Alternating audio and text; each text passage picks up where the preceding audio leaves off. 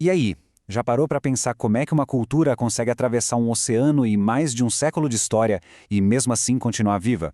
Pois é, hoje a gente vai mergulhar de cabeça num estudo antropológico fascinante que foi investigar justamente isso, lá numa comunidade bem específica aqui no Brasil. Então, para começar, vamos pensar numa pergunta que parece super simples, né? O que afinal significa ser polonês?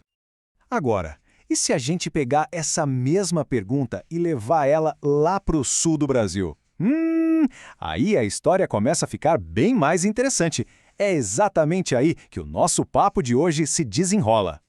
Bom, essa foi a missão que a antropóloga Karolina Bilenin Lenzowalska decidiu encarar.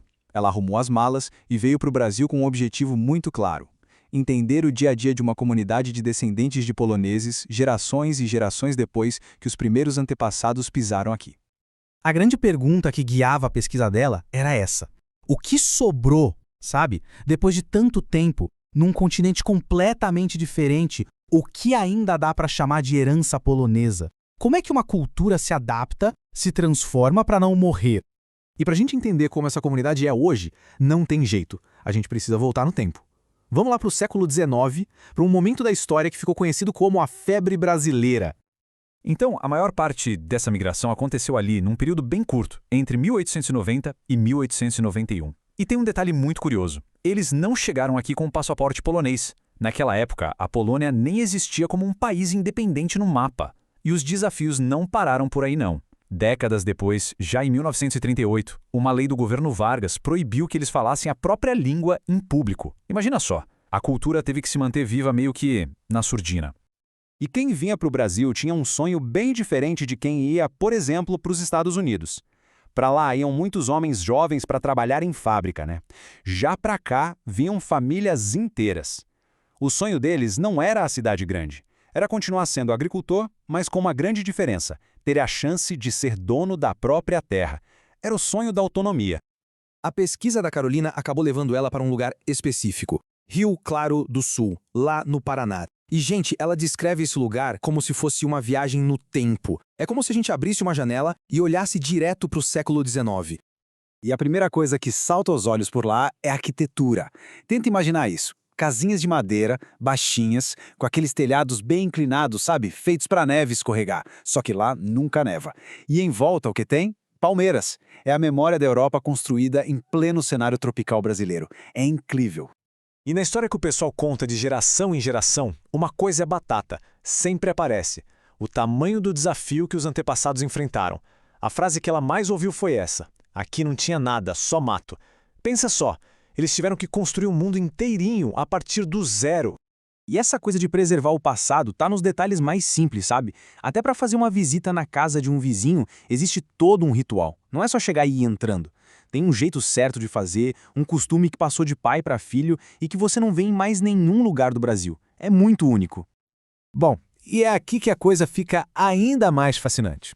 Porque essa cultura não é tipo um museu, sabe? Uma cápsula do tempo perfeitinha da Polônia. Longe disso. O que a gente vê ali é uma mistura, uma fusão super dinâmica e única de costumes poloneses, ucranianos e, claro, muito brasileiros. E para a gente sacar bem essa mistura, vale a pena pensar rapidinho. O que é herança cultural, afinal? Não é uma coisa velha guardada numa caixa, num museu. Pensa mais como uma escolha. São as coisas do passado que um grupo de pessoas olha e fala: isso aqui é importante, isso aqui vale a pena continuar fazendo. É algo vivo, que se pratica e se adapta todo dia. A língua que eles falam lá é um exemplo perfeito disso. Os mais velhos ainda falam um dialeto polonês que é praticamente do século XIX. Só que, claro, se eles precisam falar de algo moderno, como uma geladeira, eles usam a palavra em português: geladeira. É uma língua que respira, sabe? Uma cápsula do tempo linguística que não parou de evoluir. E se a gente for para a cozinha, aí essa mistura fica ainda mais nítida. É o lugar onde você pode encontrar o pirogue, aquele pastelzinho cozido polonês, sendo servido com molho de tomate ou até recheado com feijão. Ao mesmo tempo, o chimarrão, que é super brasileiro, tá ali firme e forte no dia a dia deles. É literalmente a Polônia e o Brasil se encontrando no mesmo prato. Só que aí, a pesquisa da Carolina trouxe uma descoberta bem inesperada. Uma daquelas coisas que meio que vira o jogo. Ela percebeu que a simples presença dela ali como pesquisadora estava mudando o comportamento da comunidade que ela observava. Ela sacou que o fato dela ser polonesa mas uma polonesa da Polônia fazia toda a diferença. Ela não era uma observadora neutra, invisível. A identidade dela influenciava diretamente o que as pessoas diziam e faziam na frente dela. Nas palavras da própria Carolina, a presença dela e da família evocou a polonidade deles. O que isso quer dizer? Basicamente, as pessoas sentiam uma necessidade de mostrar para ela que eram polonesas. Era como se a chegada dela ativasse um orgulho, uma vontade de exibir essa herança de um jeito que talvez eles não fizessem com tanta frequência no dia a dia. E isso acontecia de formas bem práticas, olha só. Quase todo domingo serviam um pirogue para ela. As pessoas automaticamente achavam que ela era super católica só por ser da Polônia. Os filhos dela, que falavam polonês, viraram tipo umas celebridades. Ou seja, a presença dela realmente ativava uma espécie de modo polonês na comunidade. E com tudo isso, a gente volta lá para aquela primeira pergunta, né? Afinal de contas, o que torna alguém polonês? Só que agora, depois de toda essa jornada, a resposta ficou bem mais complexa e muito mais interessante também. A grande sacada do estudo é essa. Para essa comunidade, ser polonês não é só uma questão de sangue, de ter nascido com o sobrenome certo. É uma atitude, é uma escolha de todo dia. É falar a língua, mesmo que misturada, é preparar a comida, contar as histórias e, acima de tudo, ter orgulho de onde veio.